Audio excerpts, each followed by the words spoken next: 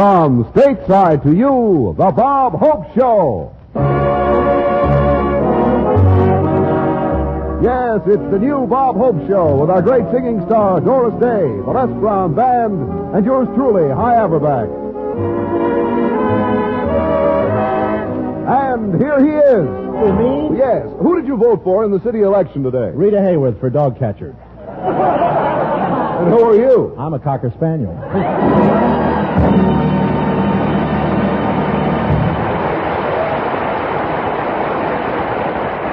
And now, Bob Hope's Views of the News. White Plains, New York. Precious gems comprising over 200 diamonds and rubies were recovered here as police apprehended a society gem thief whose activities surpassed those of the famous Raffles. Yeah, and just like Raffles, this crook sandpapered his fingertips down until they were really sensitive. He could feel a $5 bill in the dark and tell you which one of Lincoln's eyebrows had the toning.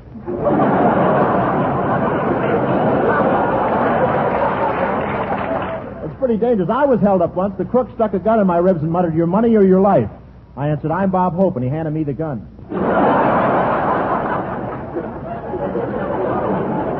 My brother used to be a pickpocket, but he got caught one day when he tried to pick a man's pocket down at the beach. The man was wearing a sunsuit, and my brother had cold fingers.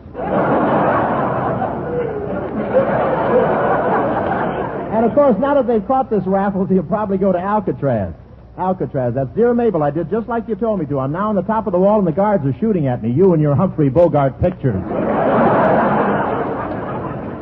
San Francisco, California. One of the city's leading architects submitted this week to the mayor plans for a futuristic skyscraper to solve the housing problem. The building will be 1 mile high and contain 10,000 apartments. Imagine a tall, silent thing a mile high just standing there. We have the same thing in Hollywood. It's called Gary Cooper. And imagine what would happen to a couple living on the 200th floor. The husband comes home and says, "I suppose you burned the dinner again. The apartment is full of smoke." She says, "Who burned what dinner?" "I left the window open and a skywriter just went through." And I understand the equipment in each apartment will be modern. All the garbage will be ground up by automatic disposal units. Automatic disposal units. That's honey. Didn't we used to have 6 children?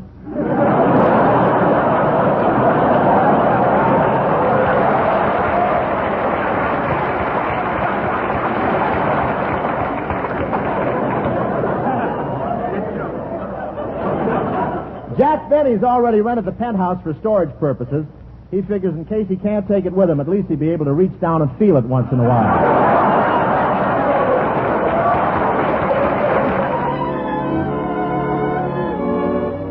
Here's a beautiful number sung by our beautiful blonde chanteuse, Miss Doris Day, ladies and gentlemen.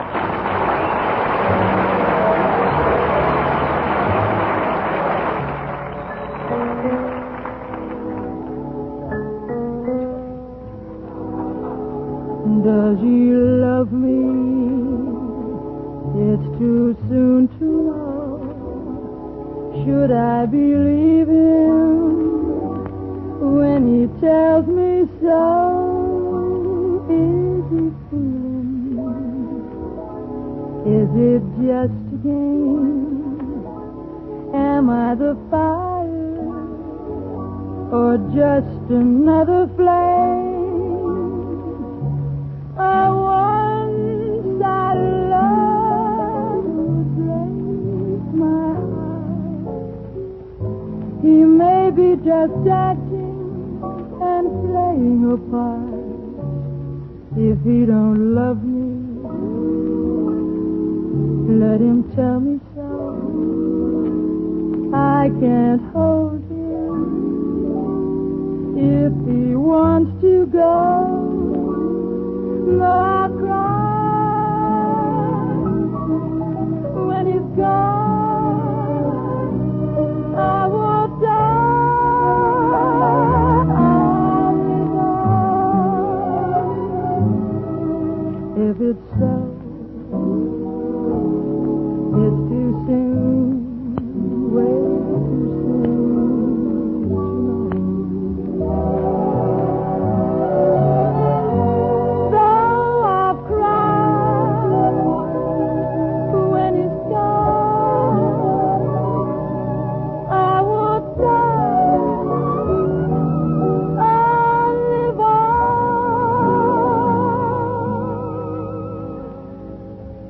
If it's so,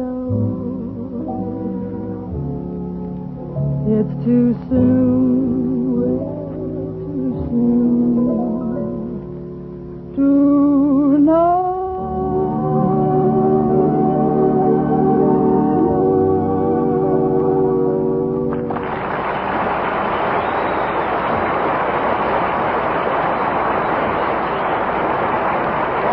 Doris Day for the Naval Reserve, ladies and gentlemen.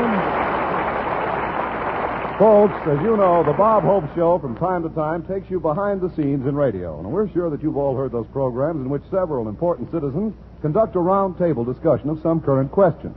Tonight we will show you one of these programs as you hear it on the air, and then we'll let you see what happens after it goes off the air.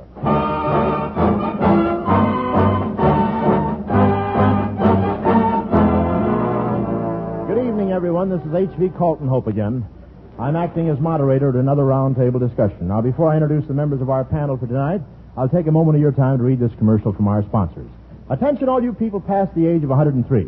Have you noticed that lately you lack the energy to play leapfrog? Get a package of Pep You Up-O. It'll not only give you pep, but it'll give you up-o.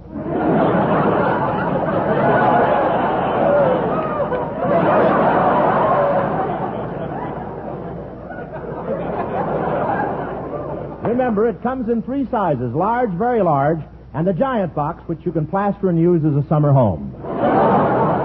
And now I'd like to introduce the members of our panel. First, on my right, we have Miss Irene Ryan, eminent local clubwoman. Thank you. I don't see how I had the strength to get here tonight. I've been feeling very depressed recently. And Depressed, yes. Well, the doctor gave me some pills to cheer me up. They're made out of beer mash, and I've been taking one every hour for a week. And how have they made you feel? Happy in the day and loaded at night. Thank you. And now we have here a very typical young married couple, Mr. and Mrs. Tyrone Plotz. How do you do, everybody? The pleasure is mutual.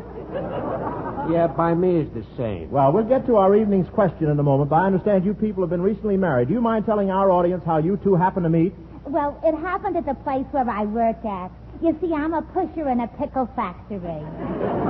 A pusher? Yes. I'm in charge of the bottles, and when a pickle comes along that's too big, I soften the warts with Jergens lotion and push it in.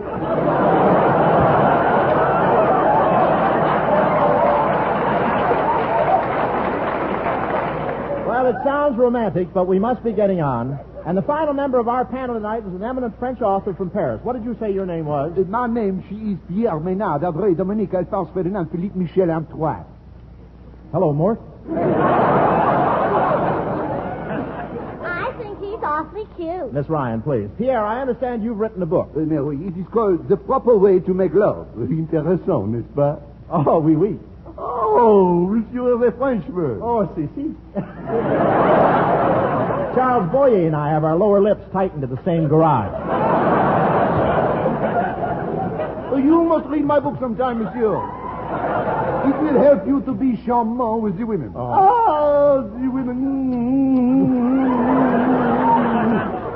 You get the girls. I'll bring the ice.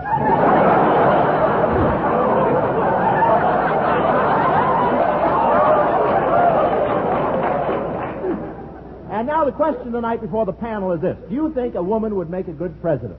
I went out with a Frenchman once. Please. He drank champagne out of my slippers.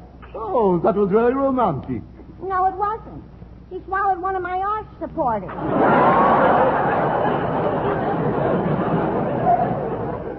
To return to the question, I think a woman would make a very good president. I know I would. I beg to differ, honey. And what's wrong with me being president? How would it be if Joe Stalin come all the way over here from Russia and he's got to wait around the White House while you're getting on your girdle? Tyrone, darling, how can you say that in front of all these people? I don't wear a girdle. Then what's that hanging in the bathroom? A paratrooper's harness? Please, this program goes through Pasadena. Please. I don't think the country would get along if the president was a dame. Qu'est-ce que signifie cela? What does it mean, dame? Oh, that means woman. Oh, the woman. Oh, monsieur. In France, love is the spice of life. Love is the seasoning. Love is the relish. Does Hines know about this? Well, let's get back to the subject. Now, well, what do you know? It seems that we've used up all of our time. We haven't finished our discussion, but we'll finish it next week. Good night, everyone. This is the Superior Broadcasting Company. Are we off the air now? Yes, why? Why? Because all the time we was on here, you didn't give me no chance to say nothing. Yes, some moderator you are. The square of the round table. Now, wait a minute. Big genius. Where'd you get such a flat head? When I was a baby, I had a short crib. That explains the other end of them, too.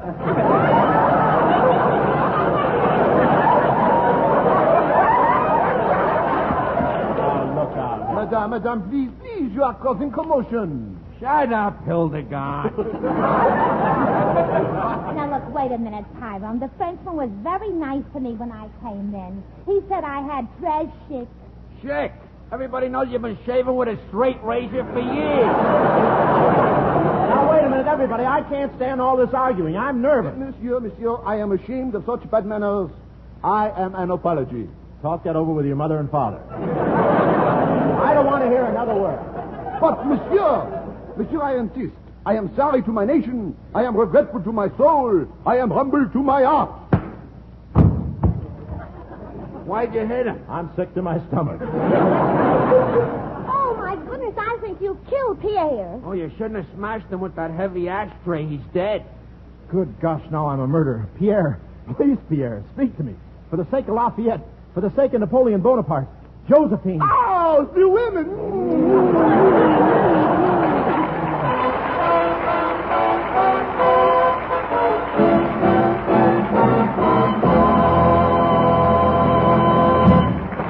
Bob, I enjoyed that satire of radio roundtables, but let's try my favorite program, the quiz show. Now, I ask questions, and if you give the right answers, I give you $10. You mean you give me $10 for any question I answer right? Yes, but if you miss, you give me $10.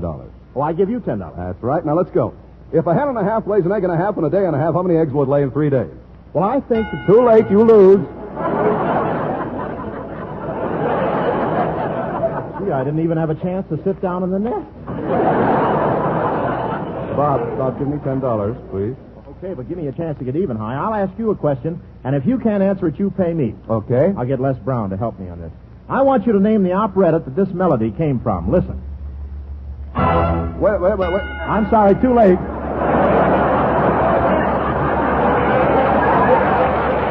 Sorry, boy. That was the drinking song from the Student Prince. Now, how could it be the drinking song? It was only one note. They had a short beer. So.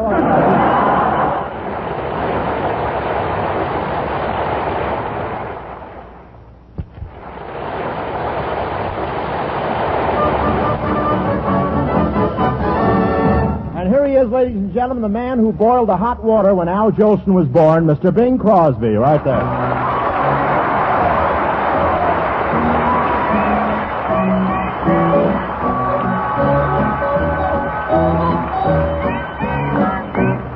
Little bird told me that you love me, That you love me, and I believe that you do.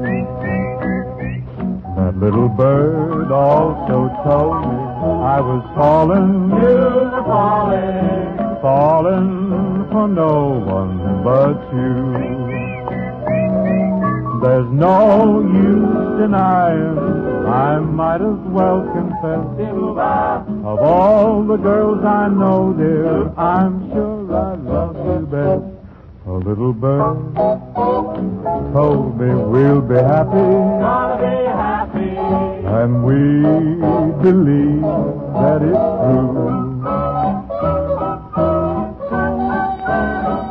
A little bird told us you'll be married, And we believe that it's true.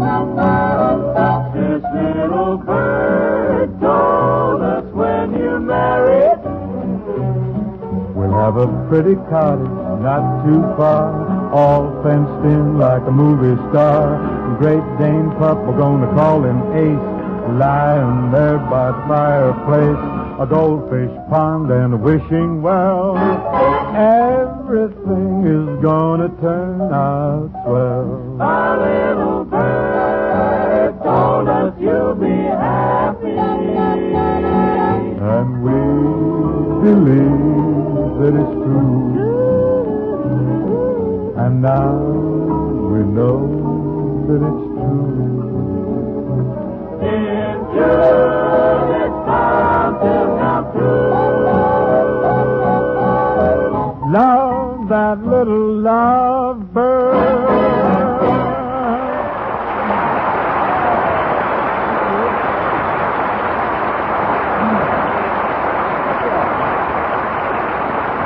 Thank you. Thank you. Thank you very much, and good night, everybody. Good night. Wait a minute, boy. Where are you going? I sang my number. I gave the show a little class. Now I'm off. Gave the show a little class. Look, you hopped up Hildegard. What? You'd better stop going to that African barber. He's been shrinking your head again. To think when I first met this boy, he had a job blowing out glove compartments at a car wash.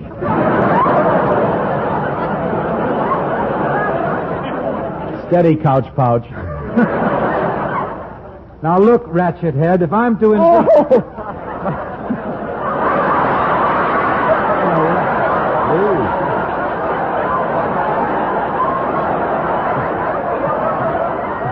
Wait. Late writing. Wait.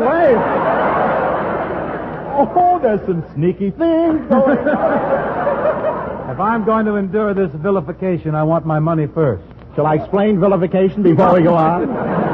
He'll understand it around Gonzaga anyway. How about that? He's been on the show for 3 minutes and he's worried about the loot. Bing, what are you knocking yourself out for? After all, you know you can't take it with you. I know, so I'm sending my brother Everett on ahead to open up a charge account for me. I'm ready. Bing, there's something that's always bothered me. When you send in your income tax, how do you get that mattress in the mailbox? Easy, bog brain. I never have any trouble with my taxes. Why, I'd give President Truman the shirt off my back. I know. I saw pictures of him wearing it in Key West.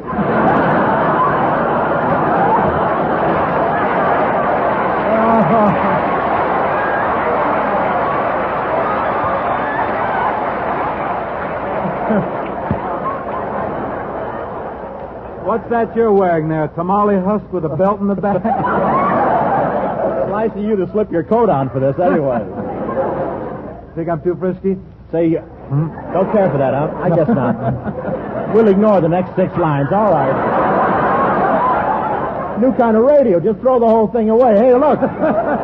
You better stop being so frisky or I'll tell Abby Rents to stop souping up your wheelchair.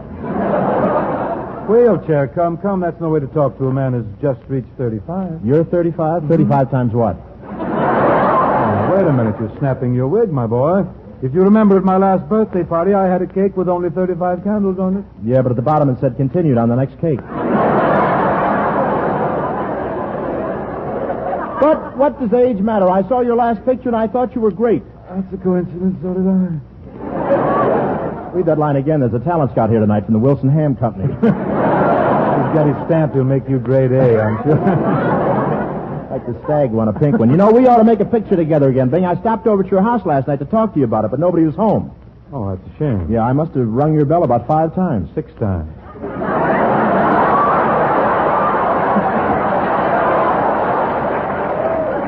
Oh, so it was you up in the window with the hot oil, huh? Look, Vigor, old boy, you're just jealous because I made the pale face without you. Me jealous of Bob Hope? Mm-hmm. I have so much more than hose nose. Why should I fight it? Tell me, Bob, I get to laugh without even reading it. I love that. How'd you feel having Jane Russell opposite you instead of me in that picture? How would anyone feel switching to filet mignon after a diet of hog's livers? Hold it, swivel snout, hold it. But really, Bing, we always have so much fun making pictures together. People seem to like them. They do well at the box office. How come we haven't worked together lately? Oh, I don't know. Just lucky, I guess. I don't know how to break this to you, kid, but on the screen, you sort of cramp my style. What do you mean? Well, for my money, you don't look too good. With your money, nobody has to look too good. Excuse me, Bing, I didn't mean to raise my voice. That's all right. You're sure I didn't blow your hearing aid? I'm tuned into We the People.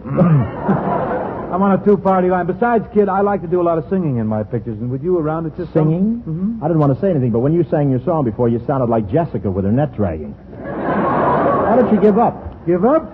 Singing is my life, Robert. It is, huh? Of course, I've been lucky. There's the radio and the records and the jukeboxes, but I dare say I'd have been a singer 200 years ago. Weren't you? I ignore that and repeat, Bob, that 200 years ago I still could have made a living with my pipes. Are you kidding? I suppose composers like Mozart and Beethoven would have been writing songs for you. Not wholly impossible.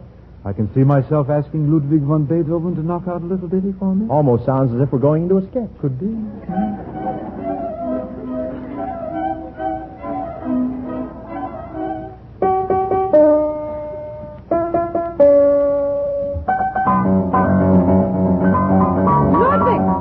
Ludwig von Beethoven, stop that racket and finish that symphony already.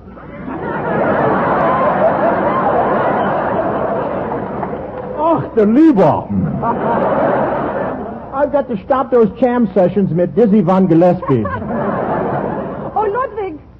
Ludwig. Ja, Mama. I've got the message for you. Mo called. Mo who? Mozart. Mama, have you been spiking the strudel again? Oh, Ludwig, there's somebody here to see you. Herr Bingle von Crosby. Oh, well, send him in. Good day, I'm Herr von Crosby. Who? Herr von Crosby. The Crosby, I believe, but where the hell?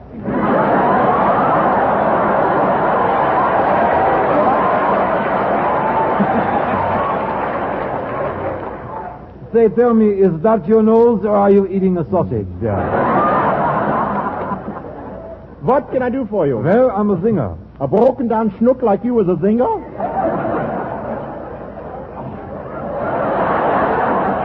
Ach, du Liverwurst, this is giving me mine Charlie's. I'll have you know I'm Bingle von Crosby, the famous singer. For 3 years I played at Slapsy Fritzies. And I've come all the way from unter der Linde to see you. Jawohl, ach du Lieber, und du der Blitzen, you Schweinhund, you. Lean back, Dummkopf, you're getting Limburger on the microphone. Believe me, that's an improvement.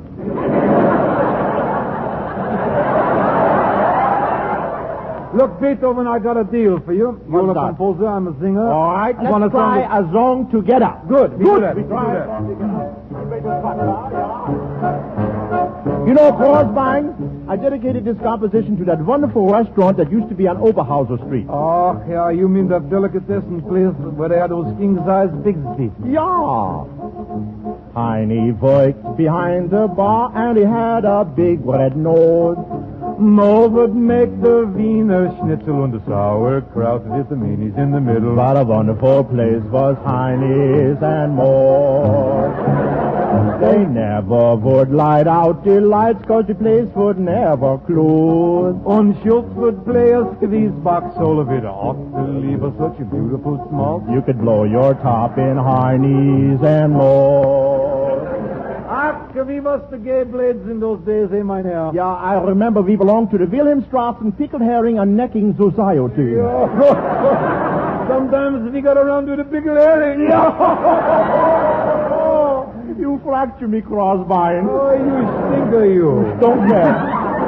Has your nose always been like that, or did you have that ballpoint put on it there? What is that?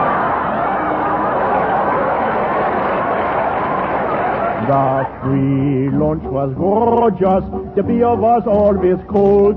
Und the dancing with the women. Ah, the women. Ja, jawohl. You could smell the place was 16 blocks. And it wasn't any rose. Garlic cheese and old Limburger. And pickles mixed with the herring together. And the meatballs tasted just like leather. Chopped up liver and bologna. Pickled pig's feet that were bony and salami. Say, Professor. What is it? Now you heard me sing. How do you like my voice? Please, not while I'm eating. Let's go where the place is jumping. Let's all go down to Heine's and more.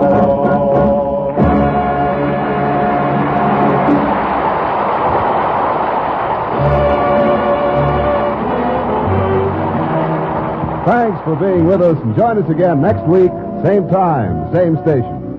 This is Hy Averback saying so long for Bob Hope and the whole gang. See you soon.